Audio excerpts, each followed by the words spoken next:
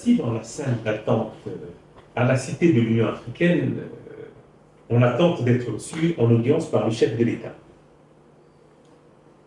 Et pour ne pas m'ennuyer, je suis en train de parcourir un livre que j'affectionne, les contes soufis.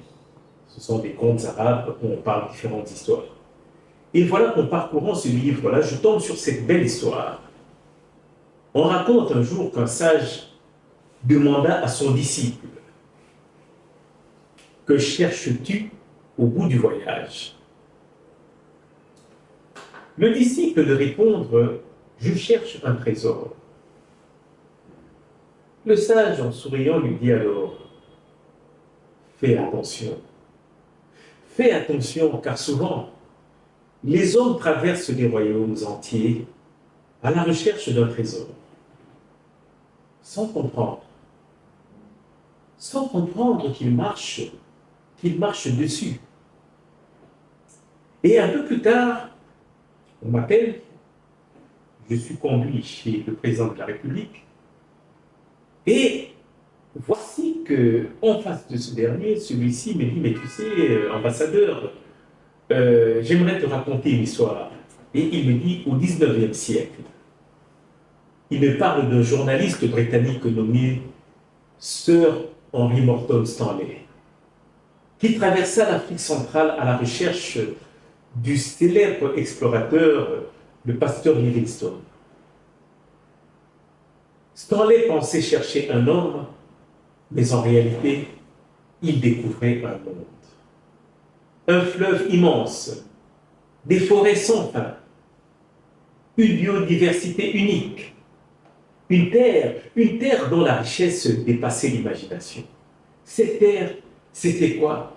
C'était le Congo. Et il me dit, poursuit-il, le président de la République, il me dit: mais aujourd'hui, mon cher ambassadeur, plus d'un siècle après Stanley, voilà que le chargé d'affaires de l'Union européenne m'offre un magnifique ouvrage, Alliance verte, une terre, un partenariat réalisé par l'Union européenne et ses États membres, qui nous invite à redécouvrir ce même trésor avec des yeux nouveaux. Et ce dernier, qui, en toute humilité, ouvre la préface, eh bien, mais cette préface est signée par un ambassadeur qui est parti, Nicolas Berlanga Martinez, qui nous rappelle une vérité fondamentale.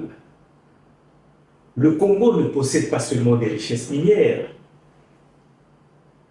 Le Congo possède aussi l'une des plus grandes richesses naturelles de toute l'humanité: la deuxième réserve forestière tropicale du monde.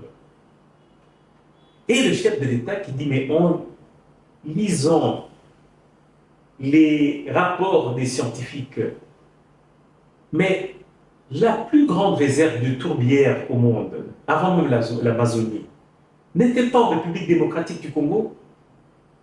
C'est une question qu'il pose en fonction de ce qu'il lit. Donc aujourd'hui,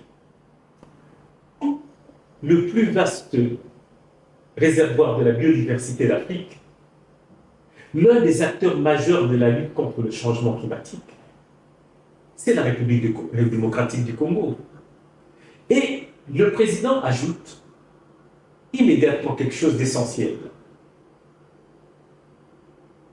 En lisant la préface, il dit: la protection de cette nature exceptionnelle, elle ne peut que réussir si elle améliore également la vie des Congolais.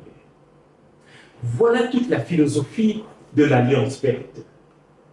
La biodiversité, la sécurité alimentaire, l'énergie, ce sont les trois piliers qui doivent avancer ensemble. Raison pour laquelle il me dit qu'il a décidé de mettre une cellule climatique au sein de son cabinet pour pouvoir suivre. Et voilà que quand on lui offre ce premier ouvrage, le premier volume de cette Alliance verte, qui est une initiative portée par ce qu'on appelle la Team Europe, c'est-à-dire l'Union européenne, ses États membres, notamment la Belgique, la France, l'Allemagne, les Pays-Bas, la Suède, ainsi que leurs agences de coopération. Donc leur ambition à eux, elle est simple, mais elle est immense. Faire du Congo, de la République démocratique du Congo, un pays solution. Un pays solution face aux défis climatiques mondiaux. Non pas en transformant le Congolais en gardien passif d'un musée écologique, non, mais en faisant de la protection de la nature un moteur de développement économique. Dans ce livre que je tiens entre mes mains nous emmène alors dans un voyage extraordinaire. Nous visitons les mangroves du Congo central. Moi, j'ai grandi là, quand on était tout petit, on allait au Congo central, à ce moment-là, on visait le Bas-Congo, à Mwanda. Et là, ce qui était incroyable, parce que c'est là où le fleuve rencontre l'océan Atlantique. Dans le livre, nous découvrons des pêcheurs qui deviennent des agriculteurs. Des communautés qui sont en train de replanter les palétuviers. Des villages qui apprennent à protéger les ressources dont leur avenir dépend. Et puis, nous voguons dans les réserves des biosphères de Luki. Et là, le livre raconte une révolution silencieuse. C'est beau, ça. Des femmes qui cultivent désormais le riz sans brûler la forêt. Des familles qui développent l'élevage. Des jeunes qui produisent du miel. D'autres qui apprennent à restaurer la terre dégradée.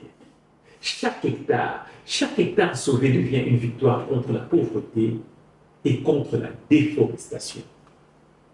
Et plus loin encore, nous arrivons à Yangambi. Quand on était petit, on nous parlait de Yangambi.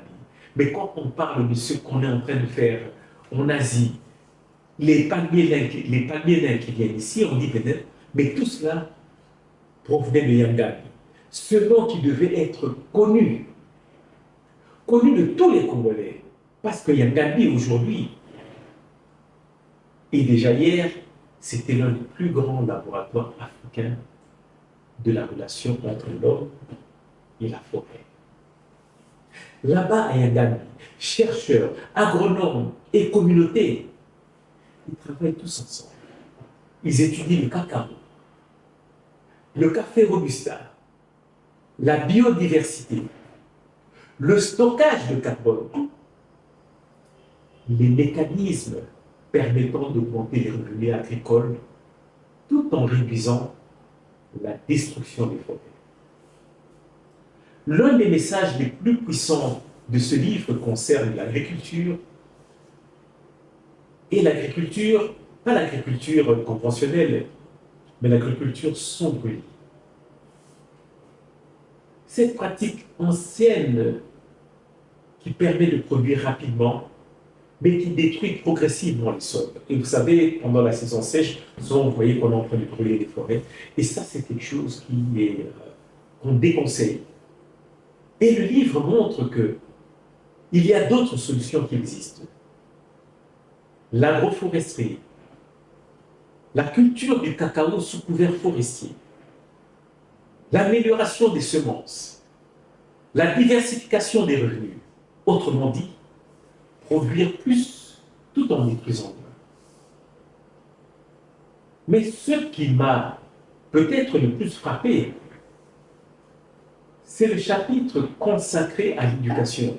Et c'est là où le président Félix-Antoine Tshisekedi Tshilombo me rappelle, il me dit, mais ambassadeur, tu te souviens, j'avais insisté pour l'enseignement primaire gratuit pour tous. Et voilà que ce livre affirme une idée fondamentale. L'avenir des forêts congolaises se joue dans les écoles et dans les universités. Des centaines d'étudiants sont formés. Des chercheurs congolais travaillent sur le climat. Des laboratoires sont construits. Des bourses sont accordées. Et je pense à la fondation de Denise Nyakeru qui insistait avec des bourses accordées tout justement Parce qu'aucune nation ne protège durablement ce qu'elle ne comprend pas. Donc, il y a cette vision portée par l'Union européenne et reprise dans la préface par cet ambassadeur qui est malheureusement parti, mais on m'apprend qu'il a été remplacé par quelqu'un qui, on me dit déjà que la réputation suscite déjà des bonnes choses qui vont pouvoir arriver. Il y aura une bonne collaboration, certainement, avec la présidence de la République, avec le gouvernement et surtout avec le peuple congolais. Donc, ici, on parle d'une vision qui dépasse largement la République démocratique du Congo. Le Congo, mais le Congo n'est pas seulement un enjeu congolais. Le Congo est un enjeu mondial. Les forêts du bassin du Congo. Lorsqu'on parle des forêts du bassin du Congo, qui absorbent du carbone, elles rendent un service, pas à la République démocratique du Congo, pas à l'Afrique seule, elles rendent un service à l'humanité entière. Et lorsque la biodiversité congolaise elle est préservée, je dirais que c'est une partie du patrimoine commun de la planète qui est sauvée. Donc ce livre que je tiens entre les mains nous invite finalement à changer de regard. Pendant des décennies, le monde est venu au Congo chercher ce qu'il y avait sous la terre. Mais aujourd'hui, ce même monde découvre ce qu'il y a sur la terre. Les arbres, les rivières, les sols, les paysages, les femmes et les hommes qui les font vivre.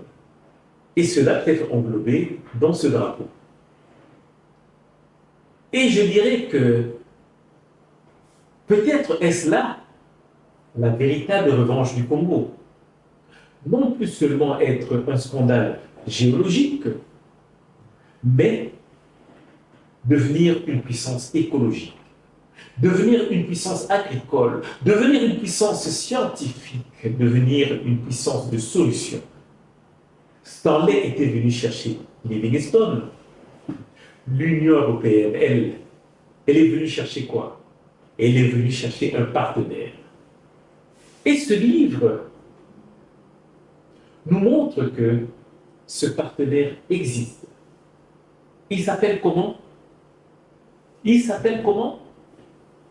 Il s'appelle la République démocratique du Congo.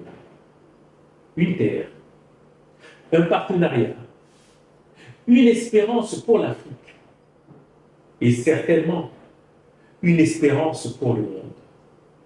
Donc, quand le président de la République tient ce livre, le premier ouvrage, entre ses mains,